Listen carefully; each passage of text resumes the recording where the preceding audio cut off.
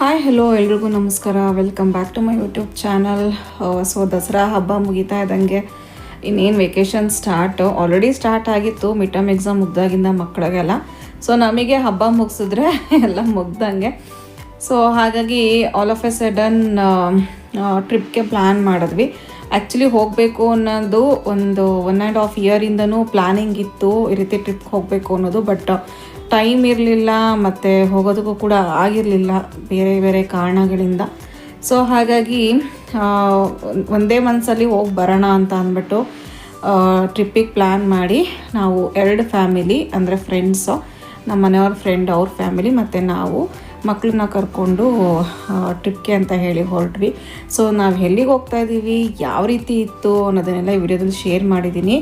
ಅದಕ್ಕೂ ಮುಂಚೆ ಈ ವಿಡಿಯೋ ನೋಡ್ತಿರೋರು ಇನ್ನೂ ಕೂಡ ಸಬ್ಸ್ಕ್ರೈಬ್ ಆಗಿಲ್ಲ ಅಂತ ಅಂದರೆ ಪ್ಲೀಸ್ ಸಬ್ಸ್ಕ್ರೈಬ್ ಮಾಡ್ಕೊಂಡು ನೋಡಿ. ಹಾಗೆ ಈ ವಿಡಿಯೋ ಇಷ್ಟ ಆದರೆ ಪ್ಲೀಸ್ ಒಂದು ಲೈಕ್ ಮಾಡಿ. ಇನ್ನು ಬೆಳಗ್ಗೆ ಬೇಗನೆ ಎದ್ದಿದ್ದು, 4:30ಗೆಲ್ಲ ಎದ್ದು ಎಲ್ಲ ಕೆಲಸ ಮುಗಿಸಿ ಮನೇಲಿ ದೀಪ ಹಚ್ಚಿ ಹೊರಟಿದ್ದು. ಆನ್ ದ ವೇ ಫ್ರೆಂಡ್ಸ್ನ ಪಿಕಪ್ ಮಾಡಿಕೊಂಡು ಹೊರಟಿದ್ದು. ಅರ್ಲಿ ಮಾರ್ನಿಂಗ್ 6ಗೆಲ್ಲ ಮನೆ ಬಿಡೋಣ ಅಂತ ಪ್ಲ್ಯಾನ್ ಮಾಡಿ ಹೊರಟ್ವಿ. ಸೊ ಹಾಗಾಗಿ ಬೆಳಗ್ಗೆ ಬೇಗ ಇದ್ರಿಂದ ರೂಪಾ ಅಂತ ಅವ್ರ ಹೆಸರು, ಅಂದರೆ ನಮ್ಮ ಮನೆಯವ್ರ ಫ್ರೆಂಡ್ ವೈಫು. ಸೊ ನನಗೂ ಕೂಡ ಫ್ರೆಂಡೇನೆ, ತುಂಬಾ ಕ್ಲೋಸ್ ಇದ್ದೀವಿ. ಹಾಗೆ ಅವರು ನಿದ್ದೆಗೆ ಜಾರಿದ್ರು ಮಧ್ಯದಲ್ಲಿ. ಹಾಗೆ ಜರ್ನಿ ಮಾಡಿದೆ ಗೊತ್ತಾಗಿಲ್ಲ, ಸಖತ್ತು ಫನ್ ಇತ್ತು. ಹಾಗೆ ಡೆಸ್ಟಿನೇಷನ್ ರೀಚ್ ಆಗಿದ್ದು ಕೂಡ ನಮಗೆ ಗೊತ್ತಾಗಿಲ್ಲ.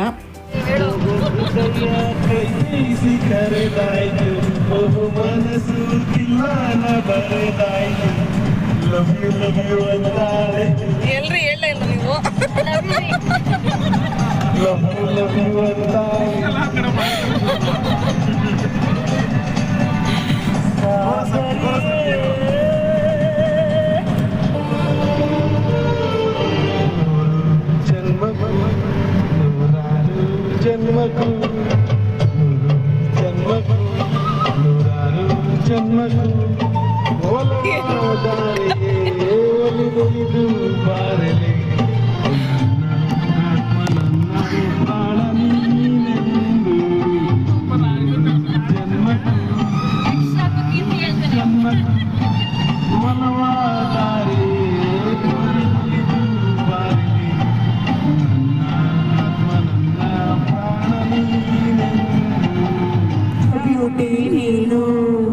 ವಾಯ್ಸ್ ಹಾಕೊಂಡ್ಬಿಟ್ಟಿದ್ಯಾ ಕಣೋ, ಬರೀ ಸಾಂಗ್ ಹಾಕೊಳೋ,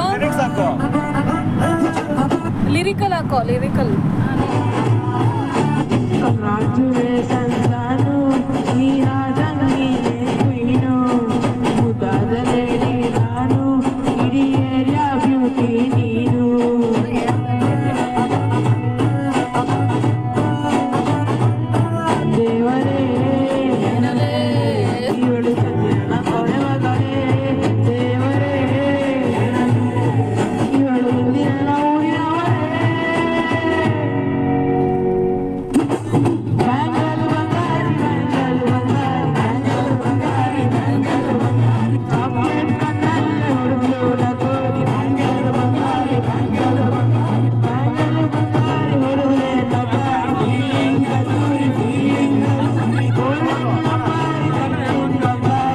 ಸೊ ನಮ್ಮ ಮನೆಯವರು ಮೈಕು ಮತ್ತು ಸ್ಪೀಕರೆಲ್ಲ ತಂದಿದ್ರು.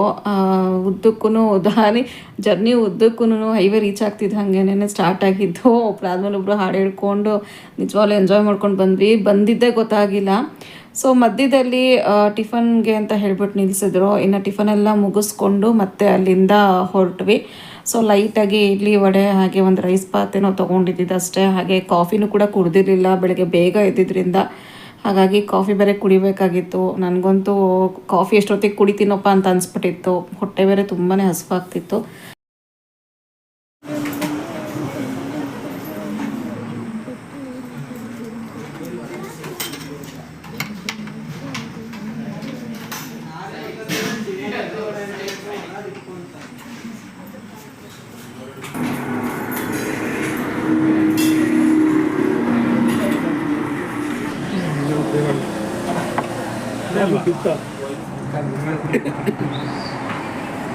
ಮಗ ಸೈಲೆಂಟ್ ಆಗ್ಬಿಟ್ಟಿದ್ದಾನಲ್ಲ.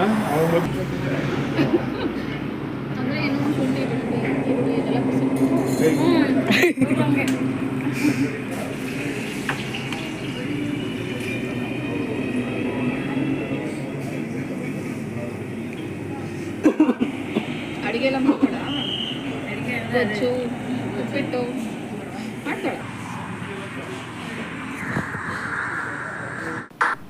ಟಿಫನ್ ಎಲ್ಲ ಮುಗಿದ ನಂತರ ಅಲ್ಲಿ ಗಾರ್ಡನ್ ತುಂಬಾ ಚೆನ್ನಾಗಿತ್ತು. ಹಾಗೆ ಬೆಳಗ್ಗೆ ಆಗಿರೋದ್ರಿಂದ ಒಂಥರ ಕೂಲಾಗಿತ್ತು ಮತ್ತು ಆವಾಗ ತಾನೇ ಜಸ್ಟ್ ಸನ್ರೈಸ್ ಬರ್ತಿರೋದ್ರಿಂದ ಒಂಥರ ಚೆನ್ನಾಗಿ ಅನ್ನಿಸ್ತಾ ಇತ್ತು ವಾತಾವರಣ. ಅಂಬಾರಿ ಗಾರ್ಡನ್ ಅಂತ ಹೇಳಿ ಟಿಫನ್ ಕೂಡ ತುಂಬಾ ಚೆನ್ನಾಗಿತ್ತು. ಇನ್ನು ಅಲ್ಲಿ ಕೆಲವೊಂದು ಫೋಟೋಸ್ ತೊಗೊಳ್ಳೋಣ, ಗಾರ್ಡನ್ ತುಂಬ ಚೆನ್ನಾಗಿತ್ತಲ್ಲ ಅಂತ ಅಂದ್ಬಿಟ್ಟು ಇದ್ದೇ ಇರುತ್ತಲ್ಲ ಹೋಗಿದ್ದ ಕಡೆ ಎಲ್ಲ ಫೋಟೋ ಕ್ಲಿಕ್ ಮಾಡ್ಕೊಳ್ಳೋದು. ಸೊ ಹಾಗೆ ಫೋಟೋಸ್ ತೊಗೊಂಡು ಒಂದು 10 ಮಿನಿಟ್ಸ್ ಅಲ್ಲಿ ಟೈಮ್ ಸ್ಪೆಂಡ್ ಮಾಡಿ ಅಲ್ಲಿಂದ ಹೊರಟ್ವಿ. ಗ್ರೂಪ್ ತೊಂದು ತಗೊಳ್ಳೋಣ. ನಮ್ದಾಯ್ತು, ಗ್ರೂಪ್ ತಗೊಳ್ಳೋಣ.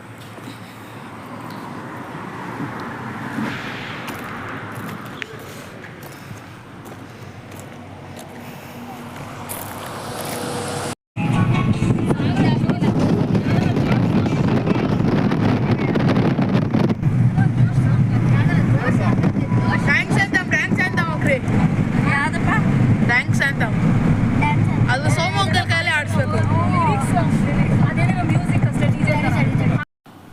ಸೊ ನೋಡ್ತಿದ್ದಂಗೆ ನಾವು ಬಂದಿರೋದು ಹಾಸನ್ಗೆ. ಸೊ ಹಾಸನ್ ಅಂದ ತಕ್ಷಣ ಆಬ್ವಿಯಸ್ಲಿ ಒಂದು ಗೆಸ್ ಬರುತ್ತೆ. ಸೊ ನಾವು ಹೋಗ್ತಾ ಇರೋದು ಬಂದು ಚಿಕ್ಕಮಗಳೂರಿಗೆ. ಸೊ ಚಿಕ್ಕಮಗಳೂರು ಯೂಶಲಿ ನಾವೆಲ್ಲ ನೋಡಿದ್ವಿ, ಬಟ್ ಮಕ್ಳಿಗೋಸ್ಕರ ಅಂತಲೇ ಮೇಯ್ನಾಗಿ ನಾವು ಕರ್ಕೊಂಡು ಹೋಗಿದ್ದು. ಹಾಗೆಯೇ ಈ ನಡುವೆ ಒಂದು ಆ ಕೆಲಸ ಈ ಕೆಲಸ ಅಂದ್ಕೊಂಡು ಎಲ್ಲೂ ಕೂಡ ಹೋಗೋಕ್ಕೆ ಆಗಿಲ್ಲ ಮಕ್ಕಳನ್ನ ಕರ್ಕೊಂಡು ಎಸ್ಪೆಷಲಿ. ಸೊ ಹಾಗಾಗಿ ಚಿಕ್ಕಮಗಳೂರು ಸೈಡ್ ಚೆನ್ನಾಗಿರುತ್ತೆ, ನೋಡೋಂಥ ಪ್ಲೇಸಸ್ ಕೂಡ ತುಂಬಾ ಇದೆ ಅಂದ್ಬಿಟ್ಟು ಕರ್ಕೊಂಡು ಹೊರಟಿದ್ದು. ಇನ್ನು ಆಲ್ಮೋಸ್ಟ್ ನಾವು ಒಂದು 10:30 ಅಷ್ಟರಲ್ಲೆಲ್ಲ ಆನ್ ದ ವೇ ಬೇಲೂರು ಸಿಗುತ್ತಲ್ಲ, ಸೊ ಅಲ್ಲಿಗೆ ರೀಚ್ ಆದ್ವಿ. ಬೇಗ ಹೊರಟಿದ್ದು ಒಳ್ಳೆಯದೇ ಆಯಿತು. ಸೊ ಜರ್ನಿ ಮಾಡಿದ್ದು ಕೂಡ ಗೊತ್ತಾಗಲಿಲ್ಲ ಅರ್ಲಿ ಮಾರ್ನಿಂಗ್ ಹೊರಟಿದ್ರಿಂದ. ಆನ್ ದಿ ವೇ ಫಸ್ಟ್ ಜಾಗ ನಾವು ಹೋಗಿದ್ದು ಅಂತ ಅಂದರೆ ಬೇಲೂರು ದೇವಸ್ಥಾನ, ಚೆನ್ನಕೇಶವ ಸ್ವಾಮಿ ದೇವಸ್ಥಾನಕ್ಕೆ ಬೇಲೂರಿಗೆ ಹೊರಟ್ವಿ. ಸೊ ಬೇಲೂರಲ್ಲಿ ದೇವಸ್ಥಾನ ದರ್ಶನ ಮುಗಿಸ್ಕೊಂಡು ಹೋಗೋಣ ಅಂತ ಅಂದ್ಬಿಟ್ಟು. ಆ್ಯಕ್ಚುಲಿ ದಸರಾ ಸೀಸನ್ ಆಗಿರೋದ್ರಿಂದ, ಅಂದರೆ ದಸರಾ ಹಬ್ಬದ ಟೈಮಲ್ಲಿ ಆ ವೀಕಲ್ಲಿ ತುಂಬಾ ರಶ್ ಇತ್ತಂತೆ. ಬಟ್ ನಾವು ಹೋಗಿದ್ದು ಬಂದು ನೆಕ್ಸ್ಟ್ ವೀಕ್ ಆಗಿರೋದ್ರಿಂದ ಒಂದು ಸ್ವಲ್ಪನೂ ಕೂಡ ರಶ್ ಇರಲಿಲ್ಲ. ತುಂಬಾ ಚೆನ್ನಾಗಿತ್ತು ನೋಡೋದಕ್ಕೆ. ನೋಡ್ರಿ ಯಾವ್ದಾದ್ರು ಒಂದು 6th or 5th ನೋಡ್ತಿರ್ಬೋದು ದೇವಸ್ಥಾನದಲ್ಲಿ ಜನನೇ ಇಲ್ಲ, ಹಾಗೆ ಬಂದು ಹಾಗೆ ನೋಡ್ಕೊಂಡು ಹೋಗ್ತಿರೋರಷ್ಟೇ. ಹಾಗೆಯೇ ಕೆತ್ತನೆಗಳಂತೂ ತುಂಬಾ ಚೆನ್ನಾಗಿದೆ. ಹೂ ಬಳ್ಳಿಗಳು, ಗಿಡಗಳು, ಹಾಗೆ ಪ್ರಾಣಿಗಳು, ಅಬ್ಬಬ್ಬಾ ಏನು ಕೆತ್ತನೆಗಳು. ಆಗಿನ ಕಾಲದಲ್ಲಿ ಟೆಕ್ನಾಲಜಿ ಇಲ್ದಲ್ಲಿರೋಂಥ ಕಾಲದಲ್ಲೇ ಅಷ್ಟು ಚೆನ್ನಾಗಿ ಕೆತ್ತನೆಗಳು ಮಾಡಿದ್ದಾರೆ ಅಂದರೆ ನಿಜವಾಗ್ಲೂ ಗ್ರೇಟ್ ಅಂತಲೇ ಹೇಳ್ಬೋದು. ಆಯ್ತಾ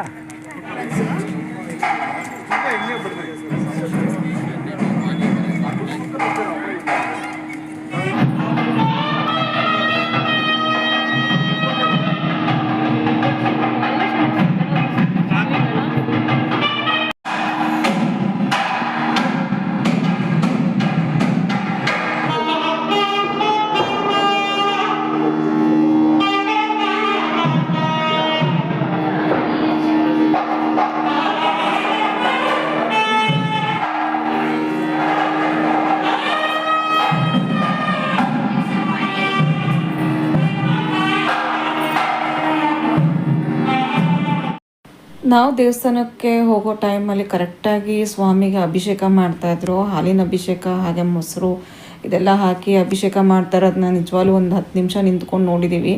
ಯಾರಿಗುಂಟು ಯಾರಿಗಿಲ್ಲ ಹೇಳಿ, ಏನೋ ಜಸ್ಟ್ ದೇವಸ್ಥಾನ ನೋಡ್ಕೊಂಡು ಬರೋಣ ಅಂತ ಅಷ್ಟೇ ಹೋಗಿದ್ದು. ಬಟ್ ದರ್ಶನ ಆಗುತ್ತೆ ಅಂತ ಅಂದ್ಕೊಂಡಿದ್ವಿ. ಅಭಿಷೇಕ ಮಾಡೋದನ್ನು ಕೂಡ ನಾವು ಕಣ್ಣು ತುಂಬಿಸ್ಕೊಳ್ತೀವಿ ಅನ್ನೋದೇ ನಮಗೆ ಗೊತ್ತಿರಲಿಲ್ಲ. ತುಂಬಾ ಖುಷಿ ಆಯಿತು. ಆಲ್ಮೋಸ್ಟ್ ನಾನು ಈ ದೇವಸ್ಥಾನಕ್ಕೆ ಬಂದು ಅಂದರೆ ಬೇಲೂರಿಗೆ ಒಂದು ಸತಿ ಬಂದಿದ್ದೆ. Almost 9 years ಆಯ್ತೇನೋ. ಆಲ್ಮೋಸ್ಟ್ ಒಂದು 9 ಇಯರ್ಸ್ ಆದಮೇಲೆ ಮತ್ತೆ ದೇವಸ್ಥಾನಕ್ಕೆ ಅಂದರೆ ಬೇಲೂರಿಗೆ ನಾನು ಬಂದಿರೋದು. ತುಂಬಾ ಚೆನ್ನಾಗಿದೆ. ಇನ್ನು ಮಕ್ಕಳು ಕೂಡ ನೋಡಿಬಿಟ್ಟು ನಮ್ಮ ಕನ್ನಡದಲ್ಲಿ ಇತ್ತು, ಇಮೇಜಸ್ ಎಲ್ಲ ಇತ್ತು ಈ ದೇವಸ್ಥಾನದ್ದು ಅಂತ ಅಂದ್ಬಿಟ್ಟು ಅವ್ರಿಗೆ ಒಂಥರ ಆಶ್ಚರ್ಯ. ಅಲ್ಲಿ ಕೆತ್ತನೆಗಳನ್ನ ನೋಡಿ ಈ ಥರ ಎಲ್ಲ ಕೆತ್ತನೆಗಳು ಮಾಡ್ತಾರೆ, ಇಷ್ಟು ಒಂದು ಫೈನ್ ಲೈನ್ಸ್ ಕೂಡ ಪ್ರತಿಯೊಂದು ಒಂದು ಡೀಪಾಗಿ ಎಷ್ಟು ಚೆನ್ನಾಗಿ ಕೆತ್ತನೆಗಳು ಮಾಡಿದ್ದಾರೆ ಅಂತ ಅಂದರೆ ನೋಡೋದಕ್ಕೆ ನಿಜವಾಗ್ಲೂ ಕಣ್ಣು ಸಾಕಾಗಲ್ಲ. ನೋಡ್ತಾನೆ ಇರೋಣ ಅನ್ನೋ ಥರ ಅನಿಸುತ್ತೆ. ಪ್ರತಿಯೊಂದು ಕಡೆನೂ ನಿಂತ್ಕೊಂಡು ಫೋಟೋ ತಗೊಳ್ಳೋಣ ಅನಿಸುತ್ತೆ, ಅಷ್ಟು ಚೆನ್ನಾಗಿದೆ. ಇಲ್ಲೆಲ್ಲ ಆನೆಗಳು, ಕುದುರೆಗಳೆಲ್ಲ ಏನು ಮಾಡಿದ್ದಾರೆ ಅದೆಲ್ಲ ಯುದ್ಧ ಮಾಡಿರೋಂಥ ಸಂಕೇತ. ಹಾಗೆಯೇ ಇಷ್ಟು ಅದೆಷ್ಟೋ ಹೇಳಿದ್ರು, ಗೈಡ್ ಕೂಡ ಅಲ್ಲಿ ನಿಂತ್ಕೊಂಡು ಒಬ್ರಿಗೆ ಹೇಳ್ತಾ ಇರೋದನ್ನ ನಾವು ಕೇಳಿಸ್ಕೊಂಡಿದ್ದು. 600 ಚಿಲ್ಲರೆ ಆನೆಗಳು ಕೆತ್ತನೆ ಮಾಡಿದ್ದಾರೆ, ಅದೆಷ್ಟೋ ಹಾರ್ಸಸ್ನ ಕೆತ್ತನೆ ಮಾಡಿದ್ದಾರೆ. ಹಾಗೆ ಹೂ ಬಳ್ಳಿಗಳೆಲ್ಲ ನೀವು ನೋಡ್ಬೋದು, ಅದೆಲ್ಲ ಬಳ್ಳಿಗಳು ಹೂಗಳೆಲ್ಲ ಕೆತ್ತನೆ ಮಾಡೋದು ಎಷ್ಟು ಕಷ್ಟ. ಆಲ್ಮೋಸ್ಟ್ ಅದೇ ಥರನೇ ಅದು ಕೆತ್ತನೆಗಳಿದ್ದಾವೆ. ತುಂಬ ಅಂದರೆ ತುಂಬಾ ಚೆನ್ನಾಗಿದೆ. ದೇವ್ರುಗಳು ಅಷ್ಟೇ, ಈಶ್ವರ ಮತ್ತು ಕೃಷ್ಣ, ಪಾರ್ವತಿ, ಈ ಥರ ಪ್ರತಿಯೊಂದು ದೇವರುಗಳ ಕೆತ್ತನೆಗಳು ಕೂಡ ಅಲ್ಲಿ ನೋಡ್ಬೋದು. ಆಂಜನೇಯ ಸ್ವಾಮಿ, ಗಣಪತಿ ಇರುತ್ತೆ. ನಿಜವಾಗ್ಲೂ ತುಂಬಾ ಚೆನ್ನಾಗಿತ್ತು.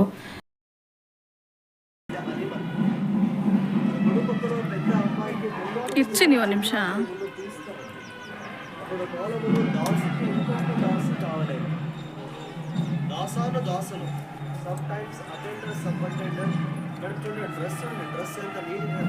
ದೇವಸ್ಥಾನ ಎಲ್ಲ ನೋಡಿಕೊಂಡು ನೆಕ್ಸ್ಟ್ ಪ್ಲೇಸ್ಗೆ ಹೋಗೋಣ ಅಂತ ಹೊರಟ್ವಿ.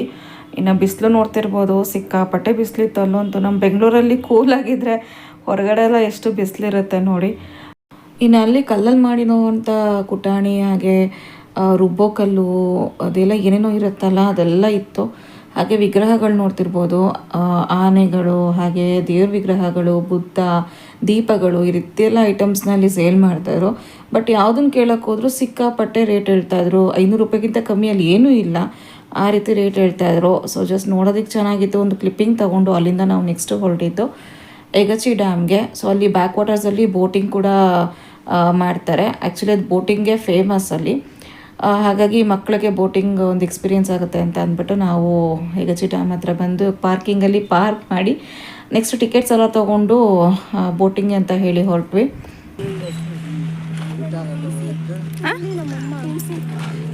ಕಾಯಿನ್ಸಾ?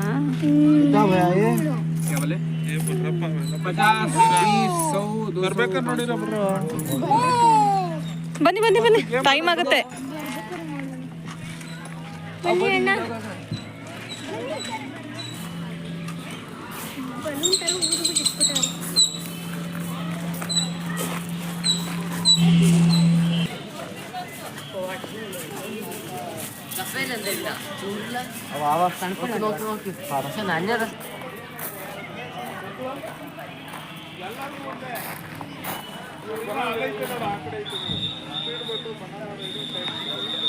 ಕೊಂಡು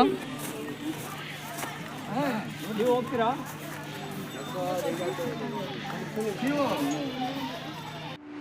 ಸೊ ಬೋಟಿಂಗಲ್ಲಿ ಬೇರೆ ಬೇರೆ ರೀತಿ ಕಾಸ್ಟ್ ಇತ್ತು, ಅಂದರೆ ಅಮೌಂಟ್ ಎಲ್ಲ ಚೇಂಜ್ ಬೇರೆ ಬೇರೆ ಇತ್ತು. ಅಂದರೆ ಸ್ಪೀಡ್ ಬೋಟಿಗೊಂದು, ಕ್ರೂಸ್ ಬೋಟಿಗೊಂದು, ಹಾಗೆ ಸಿಂಗಲ್ ಆಗಿ ಫ್ಲೋಟಿಂಗ್ ಬೋಟ್ ಥರ ಅದೊಂದು ರೇಟು, ಬನಾನಾ ಬೋಟ್, ಆ ರೀತಿ ಒಂದೊಂದು ರೀತಿ ಇತ್ತು. ಗೇಮ್ಸ್ ಕೂಡ ಅಲ್ಲಿ ಇತ್ತು, ಗೇಮ್ಸ್ ಆಡೋದು ಕೂಡ ಇತ್ತು. ಸೊ ನಾವು ಮಕ್ಕಳು ಯೂಶ್ವಲಿ ಹೆದರ್ಕೊತಾ ಇದ್ರು ಯಾವ ರೀತಿ ಇರುತ್ತೋ ಏನೋ ಅಂತ ಅಂದ್ಬಿಟ್ಟು. ನಮಗೂ ಆ ರೀತಿ ಅನಿಸ್ತಾ ಇರುತ್ತೆ ಒಳಗಡೆ ಯಾವ ರೀತಿ ಇರುತ್ತೋ ಏನೋ ಅಂತ ಅಂದ್ಬಿಟ್ಟು. ಹಾಗಾಗಿ ಸ್ಪೀಡ್ ಬೋಟೇ ತೊಗೊಳ್ಳೋಣ ಅಂತ ಹೇಳಿ ಟಿಕೆಟ್ಸ್ ಎಲ್ಲ ತೊಗೊಂಡು ಸೊ ಎಂಟ್ರಿಗೆ ಆದ್ವಿ.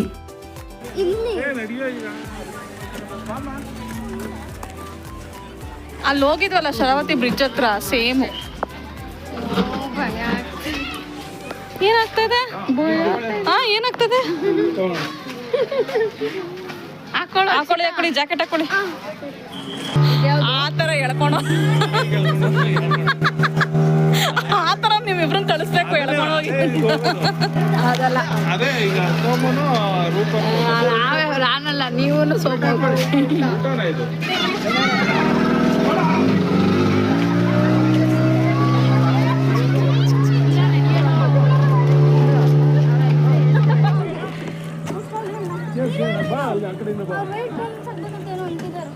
ಸರ್ ನನ್ನ ಫ್ರೆಂಡ್ ಕೂತ್ಕೊಳ್ಳಿ, ಹಿಂಗೆ ಇಟ್ಕೊಳ್ಳಿ, ಹುಷಾರು.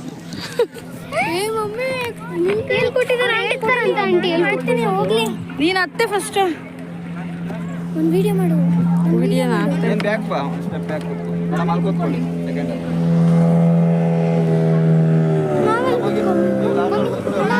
ನೀನು ಹೋಗ, ನೀನೇ ಹೋಗ್ಬೇಕು. ಹೋಗಿ ಯಾರೋ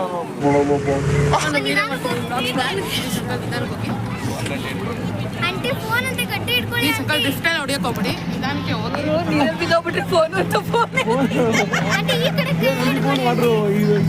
ಈ ಕೈಯಲ್ಲಿ ಇಟ್ಕೊಳ್ಳಿ.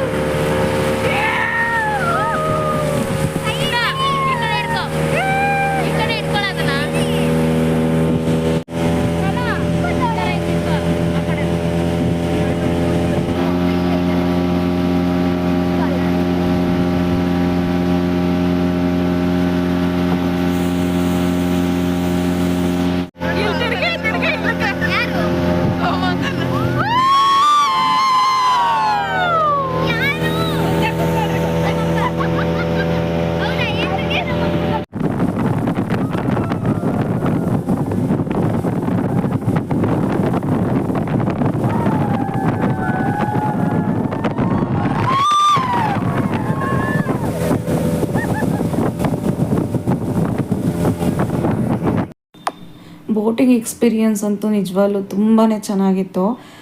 ಸಖತ್ ಎಂಜಾಯ್ ಮಾಡಿದ್ವಿ, ಸಖತ್ ಫನ್ ಇತ್ತು ಅಂತಲೇ ಹೇಳ್ಬೋದು. ಮಕ್ಕಳಂತೂ ಸಖತ್ ಎಂಜಾಯ್ ಮಾಡಿದ್ರು. ಆ ಕಡೆ ಈ ಕಡೆ ಒಂದು ಸ್ವಲ್ಪ ಡ್ರಿಫ್ಟಿಂಗ್ ಮಾಡಿದ್ರು ನೋಡಿ, ಅವಾಗ ಸಿಕ್ಕಾಪಟ್ಟೆ ಭಯ ಆಯಿತು ಸ್ಟಾರ್ಟಿಂಗಲ್ಲಿ ಮಾತ್ರ. ಆಮೇಲೆ ಏನೂ ಅನ್ನಿಸ್ಲಿಲ್ಲ. ಸೊ ಮಕ್ಳಿಗಂತೂ ತುಂಬಾ ಇಷ್ಟ ಆಯಿತು. ಫಸ್ಟೆಲ್ಲ ಭಯ ಅಂತಿದ್ರು, ಆಮೇಲೆ ಇನ್ನೊಂದು ಸತಿ ಹೋಗೋಣ ಅನ್ನೋ ಥರ ಇತ್ತು ಅವ್ರ ಎಕ್ಸ್ಪ್ರೆಷನ್ಸು. ಸೊ ಅದೆಲ್ಲ ಮುಗಿಸ್ಕೊಂಡು ಸೊ ಫೈನಲಿ ನಾವು ಚಿಕ್ಕಮಗಳೂರಿಗೆ ಬಂದ್ವಿ. ಸೊ ಆನ್ ದ ವೇ ಬರ್ತಾನೆ ಬೇಲೂರು ಟೆಂಪಲ್ಲು ಮತ್ತು ಯಗಜಿ ಡ್ಯಾಮ್ ನೋಡಿಕೊಂಡು ಸೊ ನೆಕ್ಸ್ಟ್ ರೂಮ್ ಮಾಡೋಣ ಅಂತ ಅಂದ್ಬಿಟ್ಟು ಸಿಟಿ ಒಳಗಡೆ ಎಂಟ್ರಿ ಕೊಟ್ವಿ.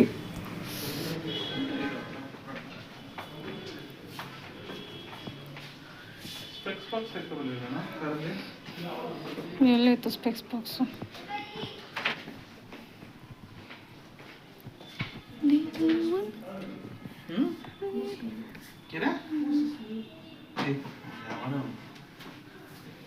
ಏನೇನೋ ಮಾತಾಡ್ತಾನೆ.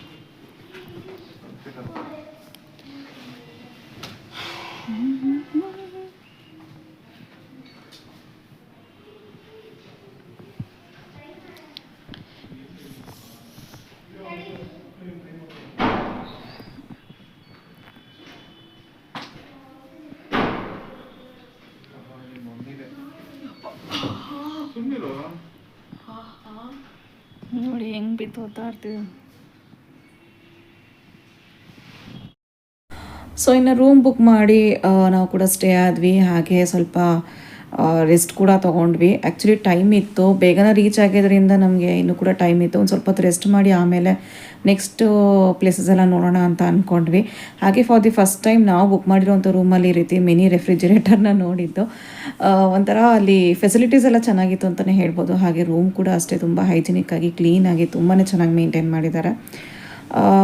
ಹಾಗೆ ನಾನು ಹೇಳ್ದಾಗೆ ದಸರಾ ಸೀಸನಲ್ಲಂತೂ ರೂಮ್ಸೇ ಅವೈಲೇಬಲ್ ಇರ್ತಿರ್ಲಿಲ್ವಂತೆ.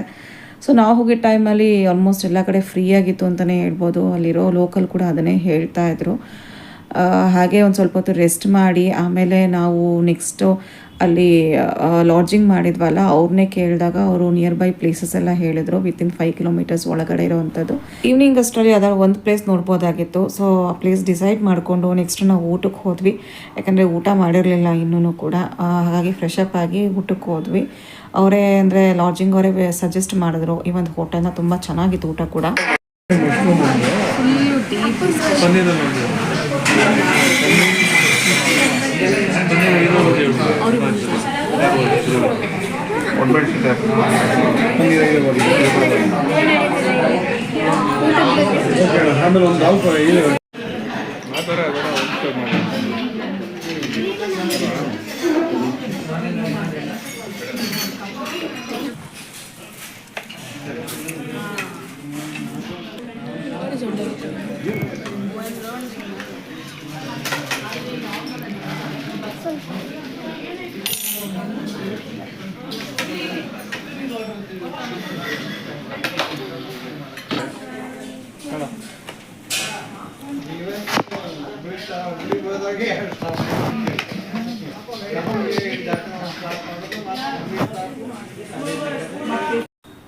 ಫ್ರೆಶ್ ಅಪ್ ಆಗಿ ನೆಕ್ಸ್ಟು ಸಂಜೆ ಆಗಿತ್ತು. ನಾವು ಹೊರಟಿದ್ದು ಕೋದಂಡರಾಮಸ್ವಾಮಿ ದೇವಸ್ಥಾನ ಅಂತ, ಹಿರೇಮಗಳೂರಲ್ಲಿ ಇರುವಂಥ ದೇವಸ್ಥಾನ, ಪುರಾತನವಾಗಿರುವಂಥ ದೇವಸ್ಥಾನ ಇದು. ಇಲ್ಲಿ ಒಬ್ಬರು ಸ್ಪೆಷಲ್ ವ್ಯಕ್ತಿನ ನಾವು ಮೀಟ್ ಮಾಡಿದ್ವಿ ಅಂತಲೇ ಹೇಳ್ಬೋದು. ಸೊ ಜಸ್ಟ್ ಹಾಗೆ ಗೆಸ್ ಮಾಡಿ ಯಾರಿರ್ಬೋದು ಅಂತ ಹೇಳಿ. ಈಗ ಆಲ್ರೆಡಿ ಥಂಬ್ನೇಲ್ನ ನೋಡಿ ಕೆಲವೊಬ್ಬರಿಗೆ ಒಂದು ಏನಂತೀವಿ ಡೌಟ್ ಬಂದಿರುತ್ತೆ.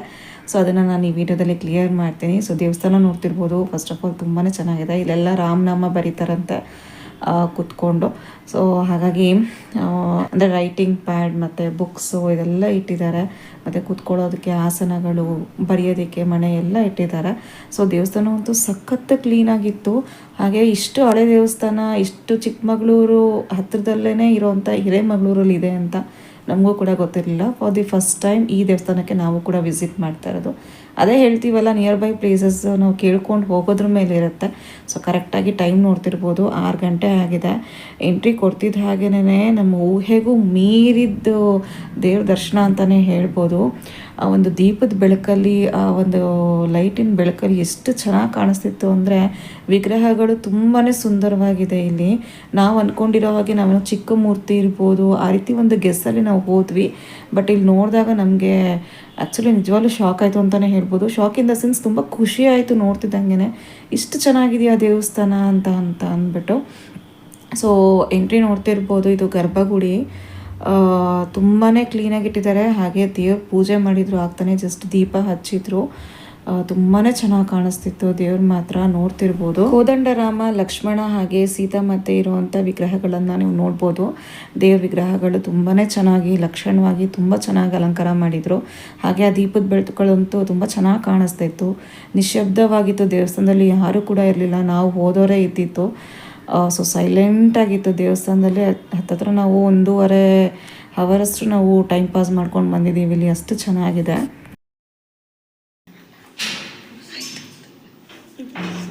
ಹಿಂಗಿದ್ದೀರಿ ಫೋಟೋ ಅವು ನೀಟಾಗಿ ಬರುತ್ತೆ.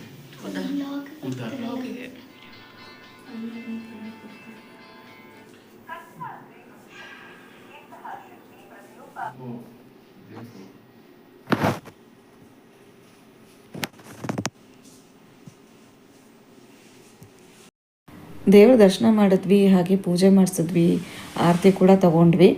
ಅದಾದಮೇಲೆ ಒಬ್ಬರು ವ್ಯಕ್ತಿ ಬಗ್ಗೆ ನಾನು ಹೇಳ್ತೀನಿ ಅಂತ ಹೇಳಿದ್ದೆ. ಅದು ಬಂದು ಹಿರೇಮಗಳವರು ಕಣ್ಣನ್ ಇದ್ದಾರಲ್ಲ, ಅವರೇ ಇಲ್ಲಿ ಪೂಜಾರಿಗಳಂತೆ, ಪ್ರೀಸ್ಟು. ಬಟ್ ಅವತ್ತಿನ ದಿವಸ ಅವ್ರು ಇರಲಿಲ್ಲ, ಅವ್ರ ತಮ್ಮ ಇದ್ದರು. ಬಟ್ ಆ್ಯಕ್ಚುಲಿ ಅವ್ರು ನೋಡೋದಕ್ಕೆ ಸೇಮ್ ಅವ್ರ ಥರನೇ ಇದ್ದರು. ನಾನು ನಿಜವಾಗ್ಲೂ ಅವರೇ ಅಂದ್ಕೊಂಡು ನಾನು ಮಾತಾಡಿಸ್ದೆ. ಬಟ್ ಅವರು ಹೇಳಿದ್ರು, ನೀವು ನಮ್ಮ ಅಣ್ಣ ಅಂತ ಅಂದ್ಕೊಂಡು ನನ್ನ ಮಾತಾಡಿಸ್ತಾ ಇದ್ದೀರಾ, ಬಟ್ ನಾನು ಅವರಲ್ಲ, ಅವ್ರ ತಮ್ಮ ಅಂತ ಹೇಳಿದ್ರು. ಪರವಾಗಿಲ್ಲ ಸರ್, ನಿಮ್ಮ ನೋಡಿ ಅವ್ರು ನೋಡಿದಷ್ಟೇ ಖುಷಿ ಆಯಿತು ಅಂತ ಮಾತು ಸ್ಟಾರ್ಟ್ ಮಾಡಿದೆ. ಹಾಗೆ ತುಂಬಾ ಚೆನ್ನಾಗಿ ಮಾತಾಡಿದ್ರು. ಹಾಗೆ ನಾವೇನೇನು ಹೊರಟಿದ್ವಿ ಅಷ್ಟರಲ್ಲಿ ಅವರೇ ಕೂಗ್ಬಿಟ್ಟು 2 ನಿಮಿಷ ಟೈಮ್ ಇದ್ದರೆ ದೇವಸ್ಥಾನದ ಇತಿಹಾಸದ ಬಗ್ಗೆ ಹೇಳ್ತೀನಿ ಅಂತ ಅವರೇ ಕರೆದು ನಮ್ಮನ್ನು ಹೇಳಿದ್ರು. ತುಂಬಾ ಚೆನ್ನಾಗಿ ಹೇಳಿದ್ದಾರೆ.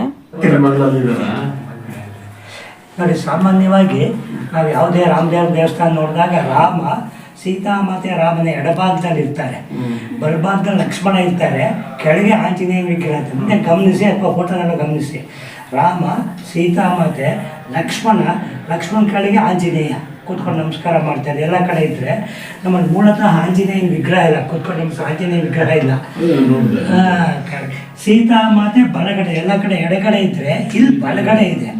ರಾಮ ಸೀತೆಯನ್ನು ಮದುವೆ ಮಾಡಿಕೊಂಡು ಬರ್ತಾ ಇರಬೇಕಾದ್ರೆ ಆ ಒಂದು ಕಾಲಘಟ್ಟದಲ್ಲಿ ಅನೇಕ ಕ್ಷತ್ರಿಯ ರಾಜರುಗಳು ಜನಗಳ ಮೇಲೆ ತುಂಬ ದೌರ್ಜನ್ಯ ಮಾಡ್ತಾ ಇರ್ತಾರಂತೆ. ಅದರ ವಿರುದ್ಧವಾಗಿ ಪರಶುರಾಮ ಹೋರಾಟ ಮಾಡ್ತಾ ಇರ್ತಾರೆ. ಹಾಗೆ ಹೋರಾಟ ಮಾಡ್ತಾ ಇದ್ದಾಗ ರಾಮ ಬರುವುದನ್ನು ಗಮನಿಸ್ತಾರೆ ಪರಶುರಾಮ. ರಾಮ ಕ್ಷತ್ರಿಯ ವಂಶಸ್ಥ, ಸೀತೆಯನ್ನು ಮದುವೆ ಮಾಡ್ಕೊಂಡು ಬರಬೇಕಾದ್ರೆ ಶಿವಧನಸ್ಸನ್ನು ಮುರಿದಿರ್ತಾರೆ. ಹೀಗಾಗಿ ಪರಶುರಾಮ ಅಂದ್ಕೊಳ್ತಾರಂತೆ, ಶಿವಧನಸ್ಸನ್ನ ಮುರಿದಿರೋದ್ರಿಂದ ದೇವರ ಮೇಲೆ ಭಕ್ತಿಯಾಗಲಿ, ಕ್ಷತ್ರಿಯನಾಗಿರೋದ್ರಿಂದ ಜನಗಳ ಮೇಲೆ ಪ್ರೀತಿ ವಿಶ್ವಾಸ ಇರಲ್ಲ ಅಂತ ತಿಳ್ಕೊಂಡು ರಾಮನ ಮೇಲೆ ಯುದ್ಧ ಮಾಡೋಕ್ಕೆ ಹೋಗ್ತಾರೆ ಪರಶುರಾಮ. ಗೆಲ್ಲೋದಿಲ್ಲ. ಆಗ ಪರಶುರಾಮ್ಗೊಂದು ಅನುಮಾನ ಹುಟ್ಕೊಳ್ಳುತ್ತೆ, ಎಂತೆಂಥ ರಾಜರ ಮೇಲೆಲ್ಲ ಯುದ್ಧ ಮಾಡಿದೆ, ಈತ ಮೇಲೇನು ಪರಿಣಾಮ ಬೀರ್ತಾರವಲ್ಲ ಅಂತ ಯೋಚನೆ ಮಾಡೋಷ್ಟೊತ್ತಿಗೆ ಪರಶುರಾಮ್ಗೆ ಜ್ಞಾನೋದಯ ಆಗತ್ತಂತೆ. ರಾಮ ವಿಷ್ಣುವಿನ ಅವತಾರ, ಈ ದಶಾವತಾರ ಅಂತ 10 ಅವತಾರಗಳು ಬರುತ್ತಲ್ಲ ವಿಷ್ಣುದು, ಅದರಲ್ಲಿ ಪರಶುರಾಮ ಅವತಾರ ಮೇಲೆ ಬರೋದೇ ರಾಮ ಅವತಾರ. ಆಗ ಪರಶುರಾಮ್ಗೆ ಮುಂದಿನ ಅವತಾರ ಈತನ ಗೊತ್ತಾಗ್ತಿದ್ದಾಗೆ ರಾಮದೇವರ ಹತ್ರ ಕ್ಷಮಾಪಣೆ ಕೇಳ್ತಾರೆ. ದೇವಸ್ಥಾನದ ಮುಂಭಾಗದ ಮಂಟಪದಲ್ಲಿ 2 ವಿಗ್ರಹ ಇದೆ. ಪರಶುರಾಮ ರಾಮದೇವರ ಹತ್ರ ಕ್ಷಮಾಪಣೆ ಕೇಳ್ಬಿಟ್ಟು ರಾಮನಿಗೆ ಹೇಳ್ತಾರೆ, ನೀ ಕ್ಷತ್ರಿಯ ವಂಶಸ್ಥ, ರಾಜರ ಮಂತನ, ಮಿಗಿಲಾಗಿ ವಿಷ್ಣುವಿನ ಅವತಾರ, ಮುಂದೆ ನಿನ್ನ ರಾಜ್ಯವಾಗಲಿ, ರಾಮ ರಾಜ್ಯ ಅಂತ ಏನು ಹೇಳ್ತೀವಿ ಅದಾಗಲಿ ಅಂತ ಹೇಳ್ಬಿಟ್ಟು, ನೀ ಸೀತೆಯನ್ನು ಮದುವೆ ಮಾಡ್ಕೊಂಡು ಬರ್ತಿದ್ಯಾ ಅಂತ ಗೊತ್ತಾಯಿತು, ನಿನ್ನ ಕಲ್ಯಾಣದಷ್ಟು ನನಗೆ ಕೊಡು. ನಮ್ಮ ಹಿಂದೂಗಳಲ್ಲಿ ಇವತ್ತಿಗೂ ಸಹ ಮದುವೆಗಳಲ್ಲಿ ಮುಹೂರ್ತಕ್ಕೆ ಭಾಳ ಪ್ರಾಮುಖ್ಯತೆ ಕೊಡ್ತೀವಿ. ಮುಹೂರ್ತದ ಸಂದರ್ಭದಲ್ಲಿ ಯಾವುದೇ ಗಂಡು ಹೆಣ್ಣಾಗಿರಲಿ ದೈವಾನುಸಂಭೂತರಾಗಿರ್ತಾರೆ. ಲಕ್ಷ್ಮೀನಾರಾಯಣ ಸ್ವರೂಪ, ಗಿರಿಜಾಶಂಕರ್ ಸ್ವರೂಪ ಅಂತೀವಿ. ಹೀಗಾಗಿ ಪರಶುರಾಮ ಕೇಳ್ಕೊಳ್ತಾರಂತೆ, ಆ ಒಂದು ಕಲ್ಯಾಣ ದರ್ಶನ ನನಗೆ ಸಿಗಲಿಲ್ಲ, ನಂಗೆ ಆ ದರ್ಶನ ಭಾಗ್ಯ ಕೊಡು ಕೇಳ್ಕೊಂಡಾಗ ಮುಹೂರ್ತ ಮಾತ್ರ ಒಂದೇ ಇರುತ್ತೆ. ಹಾಗೆ ಕೇಳಿದ ಪ್ರಶ್ನೆಗೆ ಅನುಗುಣವಾಗಿ ಸೀತಾಮಾತೆಯನ್ನು ಬಲಗಡೆ ನಿಲ್ಲಿಸಿ, ಲಕ್ಷ್ಮಣನ ಎಡಗಡೆ ನಿಲ್ಲಿಸಿ, ಇದೇ ನಿನಗೆ ಕಲ್ಯಾಣ ಸೇವೆ. ಇಂದಿಗೂ ಸಹ ನಮ್ಮಲ್ಲಿ ಆಯಾಯ ಮಂತಂಗೆ ತಕ್ಕಂತೆ ಒಂದೊಂದು ಕುಟುಂಬದಲ್ಲಿ ಒಂದೊಂದು ಥರ ಸಂಪ್ರದಾಯಗಳಿರುತ್ತೆ. ಹೆಣ್ಣನ್ನು ಧರ್ಮಪತ್ನಿಯಾಗಿ ಸ್ವೀಕಾರ ಮಾಡೋದು ಬಲಗಡೆಯಿಂದ. ಅದಕ್ಕೆ ನಾವು ನಮ್ಮ ಮನೆಯವ್ರನ್ನ ಲೌಕಿಕವಾಗಿ ಪರಿಚಯ ಮಾಡಬೇಕಾದ್ರೆ ನಮ್ಮ ರೈಟ್ ಹ್ಯಾಂಡ್ ಅಪ್ಪ ಇವ್ರು ಓದ್ತೀವಿ, ಬಲಭುಜ, ಬಲ ಸ್ವೀಕಾರ ಅಂತ ಆಗುತ್ತೆ. ಸೀತಾಮಾತೆ ನನ್ನ ಧರ್ಮಪತ್ನಿ ಆದಾಗ ಬಲಗಡೆ ಇದ್ದರು ಅಂತ ಸಾಂಕೇತಿಕವಾಗಿ ಪರಶುರಾಮನಿಗೆ ಕಲ್ಯಾಣ ಸೇವೆ ಕೊಟ್ಟಂಥ ಸ್ಥಳ. ಇದು ರಾಮಾಯಣ ಆರಂಭದಲ್ಲಿ ಅಂದರೆ ಬಾಲಕಾಂಡದಲ್ಲಿ ನಡೆದಿರೋದ್ರಿಂದ ಆಂಜನೇಯನ ವಿಗ್ರಹ ಇಲ್ಲ. ಆಂಜನೇಯ ಬರೋದು ಈಗ ತಾನೇ ರಾಮ ಸೀತಾ ಮತ್ತೆ ಮದುವೆ ಆಗಿರುತ್ತೆ. ಆಂಜನೇಯ ಬರೋದು ಇವರು ಅರಣ್ಯಕಾಂಡಕ್ಕೆ ಹೋಗ್ತಾರೆ, ರಾವಣ ಬರ್ತಾರೆ, ಸೀತಾಪಹರಣ ಆಗುತ್ತೆ ಅಂದರೆ ಕಿಷ್ಕಿಂಧಾಕಾಂಡದಲ್ಲಿ ಆಂಜನೇಯ ಬರೋದ್ರಿಂದ ಕತೆಗೆ ಅನುಗುಣವಾಗಿ ಆಂಜನೇಯನ ವಿಗ್ರಹ ಇಲ್ಲ. ನಮ್ಮ ಪೂಜಾ ಪದ್ಧತಿ ಹೇಳುತ್ತಂದರೆ ರಾಮದೇವರಿಗೆ ಪೂಜೆ ಮಾಡಬೇಕಾದ್ರೆ ಆಂಜನೇಯ ಇರಲೇಬೇಕು, ವಿಷ್ಣುವಿಗೆ ಗರುಡ, ಈಶ್ವರನಿಗೆ ನಂದಿ. ಈ ಪೂಜಾ ಪದ್ಧತಿಗೋಸ್ಕರ ಎಲ್ಲ ಕಡೆ ರಾಮನ ಬಲಭಾಗದಲ್ಲಿ ಆಂಜನೇಯ ಇದ್ದರೆ ಇಲ್ಲಿ ರಾಮನ ಪಾದದ ಕೆಳಗೆ ಆಂಜನೇಯನ ಚಿತ್ರಣ ಇದೆ, ವಿಗ್ರಹ ಇಲ್ಲ. ಇಷ್ಟು ದೊಡ್ಡ ರಾಮದೇವರ ದೇವಸ್ಥಾನದಲ್ಲಿ ಚಿತ್ರಣ. ಇನ್ನು ರಾಮದೇವರನ್ನ ಗಮನಿಸಿದಾಗ ಬಿಲ್ಲಿರುತ್ತೆ, ಹಿಂದ್ಗಡೆ ಬತ್ತಳಿಕೆ ಇರುತ್ತೆ, ಕೈ ಅಭಯಸ್ತ ಇರುತ್ತೆ ಆಂಜನೇಯನ ಕಡೆ. ಮುಂದೆ ಗಮನಿಸಿ ಯಾವುದೇ ರಾಮದೇವ್ರ ಫೋಟೋಗಳಿದೆ. ನಮ್ಮಲ್ಲಿ ಬಿಲ್ಲಿದೆ, ಹಿಂದ್ಗಡೆ ಬತ್ತಳಿಕೆ ಇಲ್ಲ, ಧನುರ್ಬಾಣ ಇದೆ. ಬಿಲ್ಲು ಮತ್ತು ಧನುರ್ಬಾಣ ಇದೆ.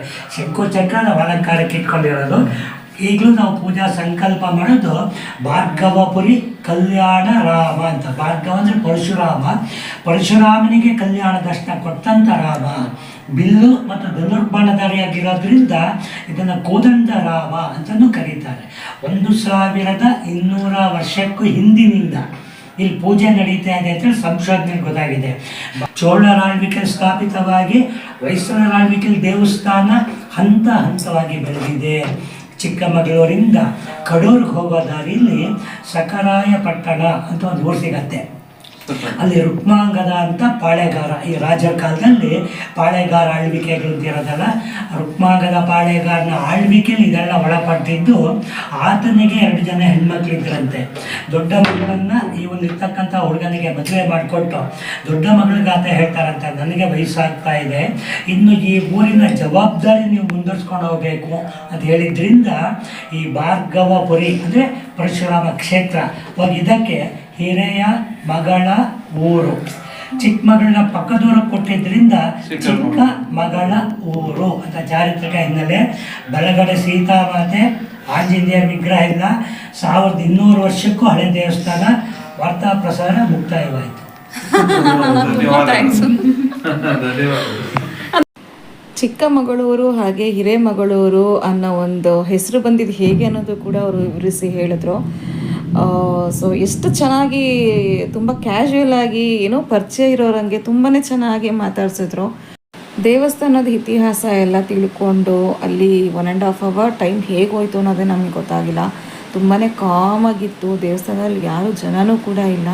ಸೊ ಒಂದು ಒಳ್ಳೆ ಜಾಗಕ್ಕೆ ಬಂದಿದ್ದೀವಿ ಅಂತ ನಮಗೆ ಅನ್ನಿಸ್ತಿದ್ದು. ಸೊ ಇದೆಲ್ಲ ನೋಡಿಕೊಂಡು ಅವ್ರ ಜೊತೆ ಒಂದು ಸೆಲ್ಫಿ ಕೂಡ ತಗೊಂಡು, ಹಾಗೆಯೇ ಅವ್ರನ್ನ ನೋಡಿ ಹಿರೇಮಗಳೂರು ಕಣ್ಣನವ್ರನ್ನ ನೋಡಿದಷ್ಟೇ ನಮಗೆ ನಿಜವಾಗ್ಲೂ ತುಂಬ ಖುಷಿ ಆಯಿತು. ಸೊ ದೇವಸ್ಥಾನ ದರ್ಶನ ಎಲ್ಲ ಮುಗಿಸ್ಕೊಂಡು ಅಲ್ಲಿಂದ ಮತ್ತು ನಾವು ಚಿಕ್ಕಮಗಳೂರದೇ ಸಿಟಿ ಹತ್ರನೇ ಹಿರೇಮಗಳೂರು ಕೂಡ ಇರೋದು. ಒಂದು 10 minutes ಜರ್ನಿ ಅಷ್ಟೇ ಅಲ್ಲಿಂದ ಅಲ್ಲಿಗೆ. ಮತ್ತು ಸಿಟಿ ಒಳಗೆ ಬಂದು ಅಲ್ಲಿ ಕಾಫಿ, ಅಂದರೆ ಚಿಕ್ಕಮಗಳೂರು ಅಂದ ತಕ್ಷಣ ಕಾಫಿಗೆ ಫೇಮಸ್ಸು. ಸೊ ಕಾಫಿ ತಗೊಳ್ಳಿಲ್ಲ ಅಂದರೆ ಹೇಗೆ, ಸೊ ಹಾಗಾಗಿ ಕಾಫಿ ತಗೊಳ್ಳೋಣ, ಕಾಫಿ ಪೌಡರ್ನ ತಗೊಳ್ಳೋಣ ಅಂತ ಅಂದ್ಬಿಟ್ಟು ಸ್ಟ್ರೀಟ್ಸಲ್ಲೆಲ್ಲ ಸ್ವಲ್ಪ ಓಡಾಡಿಕೊಂಡು ಅಲ್ಲೊಂದು 45 minutes ಟೈಮ್ ಸ್ಪೆಂಡ್ ಮಾಡಿ, ಸೊ ಫೈನಲಿ ಲೈಟಾಗಿ ಊಟ ಮಾಡಿಕೊಂಡು ಹೋದ್ವಿ. ಇನ್ನು ಇದ್ರ ಕಂಟಿನ್ಯೂಯೇಷನ್ ಬ್ಲಾಗ್ನ ನಾನು ನೆಕ್ಸ್ಟ್ ವೀಡಿಯೋದಲ್ಲಿ ಅಪ್ಲೋಡ್ ಮಾಡ್ತೀನಿ. ಸೊ ಈ ವಿಡಿಯೋನ ಹಾಗೆ ಕಂಟಿನ್ಯೂ ಕೂಡ ಆಗುತ್ತೆ ಈ ವಿಡಿಯೋ. ಸೊ ಕೀಪ್ ವಾಚಿಂಗ್ ಅಂತ ಹೇಳ್ತಾ, ಸೊ ಗೊತ್ತಲ್ಲ, ಹಾಗೆ ವಿಡಿಯೋ ನೋಡ್ತಿರೋರು ಸಬ್ಸ್ಕ್ರೈಬ್ ಮಾಡ್ಕೊಳ್ದಲ್ಲ ಇದ್ದರೆ ಪ್ಲೀಸ್ ಸಬ್ಸ್ಕ್ರೈಬ್ ಮಾಡ್ಕೊಂಡು ನೋಡಿ ಅಂತ ಹೇಳ್ತಾ, so meet you in next blog. Until then thanks for watching. Coffee ಕುಡಿಯೋರೆ